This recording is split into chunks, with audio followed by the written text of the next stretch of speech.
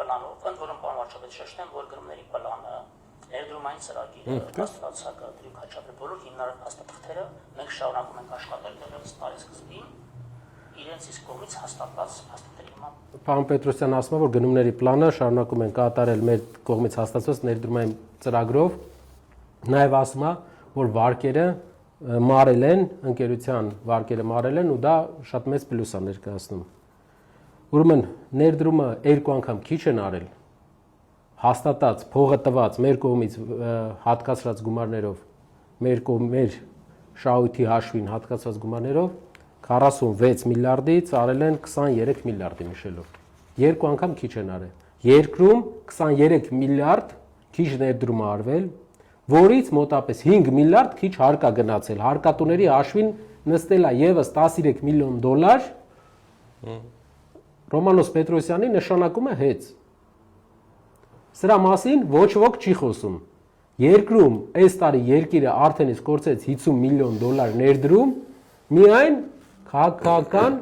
արտգործախնդրության արդյունքում։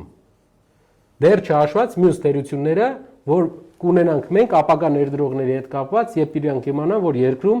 ոչ թե ազգայնացնում են հեծը, ինչպես իրանք են սիրում ասել, այլ վերջում ասում են, որ նոր ներդրող են ման գալիս։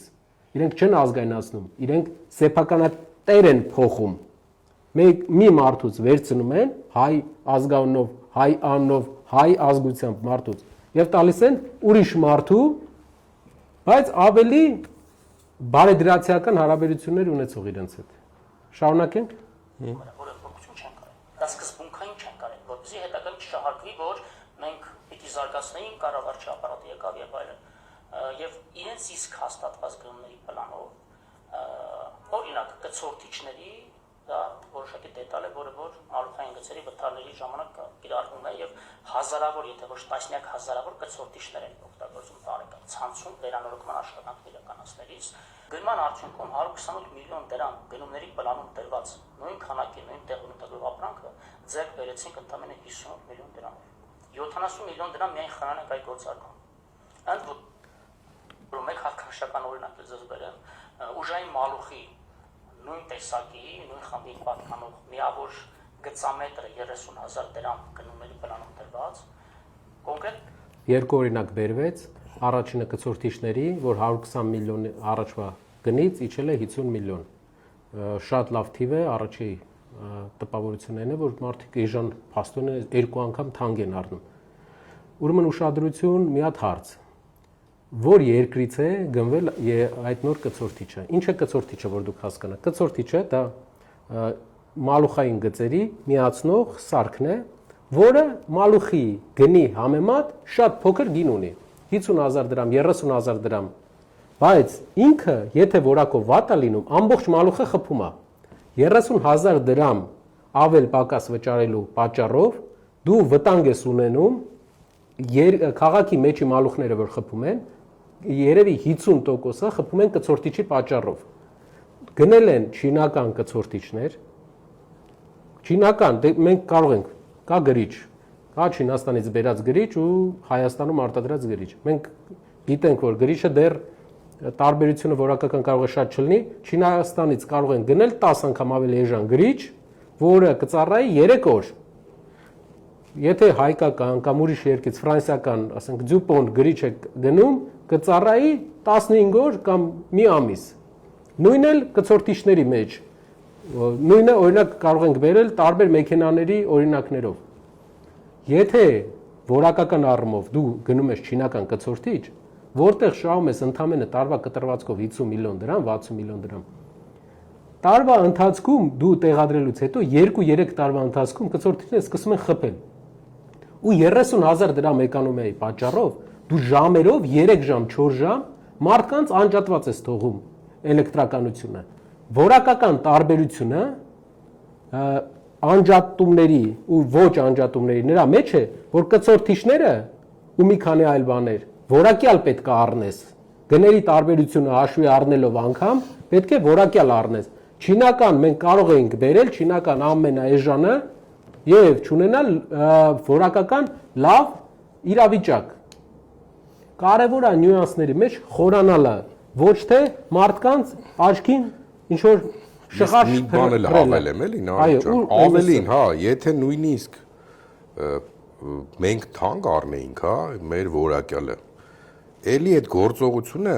հանձնաժողովը, այո, մի հատ նայելու է, եթե դա թանկ է, եթե թանկ է, ինքը 20 տարում պետք է մեզ վերադարձնի, կարա չվերադարձնի, կեսն էլ վերադարձնի, միլիոնավոր, տասնյակ միլիոնավոր, տենց օրինակներ կան, բայց մենք գնում ենք թանկ, երբեմն թանկ առնելու որակի հաշվին։ Կցորդիչը պատկերացնում եք 100 միլիոն դրամանոց գիծես փռում 30,000 դրամի վրա կցորդիչի վրա էկոնոմիա է ստանում։ Ուզում եմ երկրորդ բանն էլ դնեմ, որ ինքը հետաքրքիր բան ասի։ Մինչ այս տարիների վեր հարյուրավոր միլիոն դրամների մատակարարեցին, այդ ընկերությունը գալիս է առաջարկ անում 30,000 դրամի փոխարեն 19,200 դրամ։ Վերասակարկման արդյունքում այլ ընկերություններ ավելի ցածր գին են առաջարկում, եւ տվյալ ընկերությունով տվյալ ուժային մալուխը ավանդաբար մատակարարել է 28-ից 30,000 դրամով գծամետրը, մատակարարում է 18,400 դրամով գծամետր։ Ուրեմն նշում է, որ մալուխը նույն ընկերությունը, որ առաջ բերել է 28,000-ով, հիմա 18,000-ով է բերել, այդ մրցույթի մասին մենք տեղեկացանք մի քիչ առաջ ու մրցույթի մենք էլ զարմացանք, հետո պարզվեց տվյալները կհրապարակենք, որ տվյալները սխալ են, սուտ են, մալուխները տարբեր են, նույն մալուխը չի, տարբեր տեխնիկական մալուխ է։ Այսինքն կարող ենք ասել, որ նույն որակի նույն տեղ բնութագրի առնվազն 60-70 մինչև 100% ուռճացված գներով, ինչը ուղղակիորեն ներդրումային ծրագրերի մաս։ Պարոն Պետրոսյանը ասում է, որ գնումները իրականացրել են 60%, 70% ուռճացված գներով։ Պարոն Պետրոսյանը երևի չգիտի, որ եթե 100% ենք թվի մեջ հաշվում, 60% ուռճացված է, այսինքն 100%-ից, օրինակ, եթե հետ են գալիս 60%, 40% տարբերությունը, եթե շահութարկ ենք նայում, ավելացված արժեքի հարկն ենք նայում, բոլոր հարկերն ենք նայում, եթե ոչ մի ինքնարժեք չենք դնում, արդեն 32%-ը 100%-ի ինքնարժեք է, չի կարա 70% էժան լինի։ Շատ կարևոր է, որ մեր պետական մարմիններում աշխատեն մասնագիտական փորձ ունեցող մարդիկ։ Եվ նաև շատ կարևոր է հեսա տեսնենք վարչապետը ինչ կարծիքներ է հայտնում։ Սակագնի կառուցվածքի մասը կազմում։ Դե հիմա այս բոլոր թեմաներով մենք հետաքրքրություն նախաձեռնել ենք, որ հասկանանք ոնց է տեղի ունենում, կամ ոնց է տեղի ունեցել սա։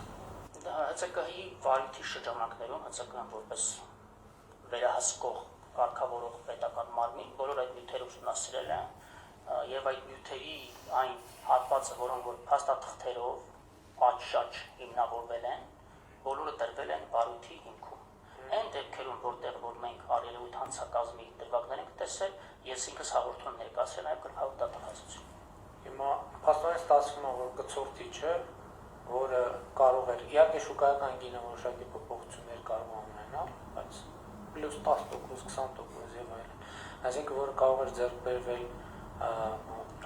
նորացած 60 միլիոն դրամով, ձեռք բերվել 130 միլիոն դրամ։ Այո, ընկերության տարեկան բյուջեի մեջ նախատեսված եղել 130 միլիոն դրամ։ Շատ լավ։ Դե սա շատ կոնկրետ փաստեր են եւ տպավորություն ստացվում, եթե չեմ սխալվում, ասենց երևույթները Յալբանները փողի լվացում են կոչվում։ Մեր երկրի ղեկավարը, որը էներգետիկայից եւ կցորդիչներից բավական մեծ տեղեկություն ուներ եւ հասկացավ տարբերությունը կցորդիչների, որ 50 միլիոն դրամ եւ 120 միլիոն, նաեւ հիմա տվյալները ասում իրավաբանությունից արդեն, որի մասնակետ արդեն էլի եւս ինքն է, որ սա փողերի լվացում է։ Հարգելիներս, մեր ընկերությունը իր միջոցներով գնում է կատարել, մենք մեր գումարը դրել ենք, գնում ենք կատարել։ Մեր փողն է։ Սակագնի փողը չի դեռ։ Սակագինը վերադարձնելու 20 տարի հետո։ Կամ վարչապետը չի խորանում, կամ խորանում է, մտածում է հասարակությունը չի խորանում, որովհետև մի քիչ բարդ ոլորտ է։ Իսկ ինչ վերաբերում է փողերի լվացմանը, ինձ թվում է փողերի լվացում շատ տեղեր կտեսնենք, օրինակ տարբեր կուսակցություններ կան, որոնց անդամները տեղյակ չեն, որ այդ կուսակցությանը գումար են փոխանցել։ Օրինակ լրատվականներ կան, որ զանգում են այդ կուսակցության անդամներին, օրինակ իշխող։ Եվ հարցնում են, ասում են դու տեղյակ եք, որ գումար եք փոխանցել ձեր կուսակցությանը, ասում են ոչ։ Այդ դա է փողերի լվացում։ Իսկ ձեր նպատակը ոչ թե փողերի լվացումն կամ արդարության վերականգնումն է, այլ ուղղակի մի քանի ամիս ավել Սամվել Կարապետյանին պահել կալանավայրում, որպեսզի կարողանաք ընտրվեք։